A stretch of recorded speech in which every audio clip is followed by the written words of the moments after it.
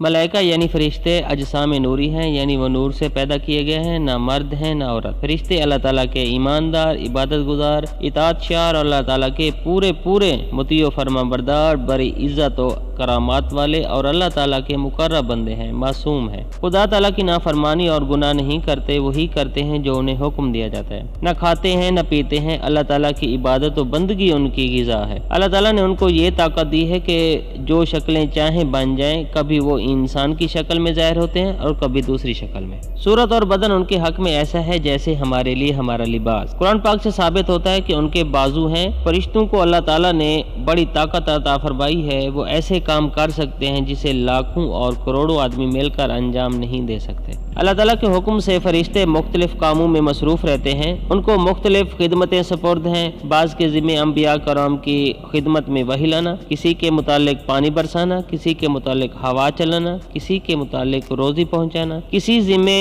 ماں کے پیٹ میں بچے کی صورت بنانا، کسی کے متعلق بدن انسانی میں تصرف کرنا، کسی کے متعلق خدا اور رسول کا ذکر کرنے والوں کی محفلیں تلاش کرنا اور ان میں حاضر ہونا، کسی کے متعلق سرور کائنات میں مسلمانوں کا نام بنام صلاۃ و سلام پہنچانا۔ بعض فرشتے بندوں کے اعمال لکھنے پر مامور ہیں، جن کو کرامن کاتبین کہتے ہیں۔ آدمی جو کچھ زبان سے بولتا یا کام کرتا ہے وہ اس کو قلم بند کرتے جاتے ہیں، اور یہ نامہ اعمال کی صورت میں کل بروز قیامت پیش کیے جائیں گے۔ بعض فرشتے اس کام میں متعین ہیں کہ وہ بندگان خدا کو تمام گناہوں سے آگاہ کریں اور گناہ و نافرمانی میں مبتلا ہونے سے روکیں، اور صرف گناہوں سے بچاتے ہی نہیں بلکہ نیک کاموں کی طرف ترغیب بھی دلاتے ہیں۔ بعض فرشتے قبر میں مردوں سے سوال کرتے ہیں، ان میں سے ایک کو منکر اور دوسرے کو نکیر اور دونوں کو نکیرین کہتے ہیں۔ ان کی شکل ہیبت ناک ہے۔ ان کے علاوہ بہت سے کام ہیں جو ملائکہ سر انجام دیتے ہیں۔ ہر ایک فرشتے کا جداگانہ کام متعین ہے،